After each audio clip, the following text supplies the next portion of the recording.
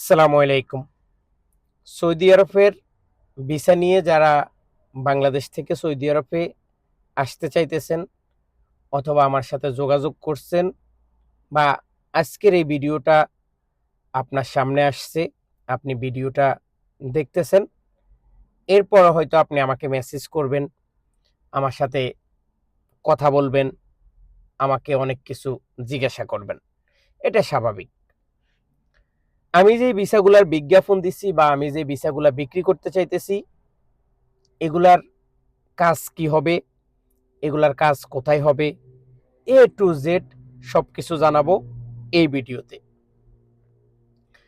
আমি যে ভিসাগুলা দিছি এগুলা দুইটা ক্যাটাগরি, ড্রাইভার, ক্লিনার। আর কাজ হবে একই কোম্পানির, মার্কেট এবং কি হসপিটাল। আমি আপনাদেরকে ডিটেলসটা একটু বুঝাই, এরপরে গালিগালাজ যা করার করবেন। আমি দীর্ঘ অনেক দিন এই সৌদি আরবে আছি। আমি কোনটা ভালো বুঝি, কোনটা খারাপ এটাও আমি বুঝি।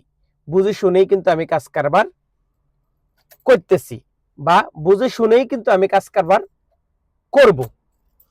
তো এই বিষয়গুলো কেন আপনাদেরকে বলতেছি জানেন? এই বিষয়গুলো এজন্য বলতেছি, পরে আমার সাথে মুখ কালাকালি করার চাইতে এখনই কালাকালি মানে এখনই আমার সাথে কামড়াকামড়ি করেন।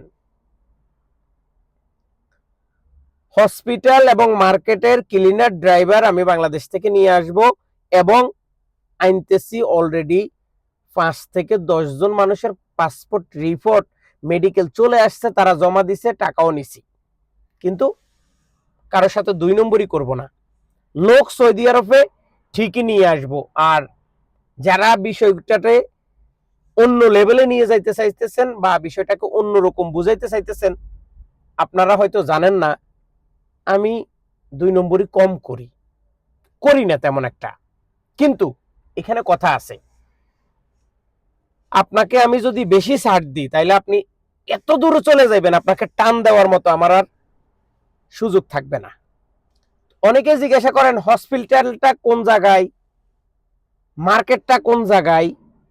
আমি যদি আপনার হসপিটালটা আর মার্কেটটা দেখাই দিই, আপনি আজকে হোক, কালকে হোক, পরশু হোক, যেই কোনোভাবে ওইখান থেকে আমি ভিসাটা কেমনে নিছি, কিভাবে নিছি, আপনি এটা বাইর করবেন। কারণ আমরা যাতে বাঙালি। আরেকটা বিষয়, আমার কাছে ভিসা আছে ট্রাভেল এজেন্সিতে, আপনি চাইলে যাচাই করেন আমি ভিসা দিতে পারবো কিনা, আপনি সেটা বাংলাদেশে যাচাই করে নিতে পারেন। এইটার অধিকার আপনার আছে। আর আমাকে কেন অগ্রিম টাকা দিবেন? আমি অগ্রিম টাকা চাই না। আমি 2টা ক্যাটাগরি 3টা ক্যাটাগরিতে আপনার কাছ থেকে টাকাটা নেব। মেডিকেল রিপোর্ট ফিট আসবে, 50,000 টাকা জমা দিবেন। কারণ আপনি সবকিছু ঠিক হওয়ার পর বলবেন আমি নেব না, আমি যাব না। কারণ এরকম অনেক ঘটনা হয়েছে। যেদিন যমুনা ফিক্সার পার্কে ফিঙ্গারপ্রিন্ট দিবেন, ওই দিন ভিসার নাম্বারের উপরে আপনার ফিঙ্গারপ্রিন্ট হইব। তাহলে ভিসা নাই, ফিঙ্গারপ্রিন্ট তো আর হওয়ার কথা না। অরিজিনাল মোফা করে আপনাকে ফিঙ্গারপ্রিন্ট দেওয়া হবো, তাহলে 50,000। পাসপোর্টে ভিসা লাগবো, অনলাইনে www.saudiarabgov.ভিসা দেখে মিলাই আপনি 1 লক্ষ টাকা দিবেন, তাহলে কত গেল? 2 লক্ষ। প্রবাসী কল্যাণ ম্যান পাওয়ার কার্ড আসবে, আপনি 50,000 টাকা দিলেন, কত? 2.5 লক্ষ। বাকি যেই টাকাটা থাকবে, টিকিট হবে, সবকিছু রেডি হইব, 5 জন 7 জন একসাথে গ্রুপ হইয়া যাইব। আমি এখান থেকে এদেরকে বলবো যে আমার 5টা লোক রেডি হয়েছে, তাড়াতাড়ি করি টিকিট কাটো, আমার লোক নিয়ে আসো।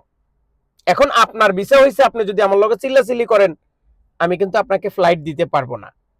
এই মর্মে যদি আপনার বুঝে খাটে আপনি আমার সাথে কাজ কারবার করেন, মিষ্টি কথা বলে আপনারা সৌদি আরবে নিয়ে আসি, আমার মা বোনদের গালিগালি শোনার আমার কোনো দরকার নেই। আর ভিসা বিক্রি করলেই তো আমার লাভ, আর না বিক্রি করলে তো আমার লস নাই। আমি তো পকেটের টাকা খরচ করি নাই। আপনার টাকা দিয়ে সৌদি আরব থেকে ভিসা কিনবো, আপনার টাকা থেকে আমি লাভ করব। আবার এই ভিসাটা বেতন কত দিবে, কাজ কি, এ টু জেড। যদি আপনি ড্রাইভিং এ আসেন তাহলে 9 ঘন্টা ডিউটি, বেতন মাত্র 1500 টাকা। থাকার জায়গা দিবে, 2 বছর পরে ছুটি দিবে, খাবার আপনার নিজের।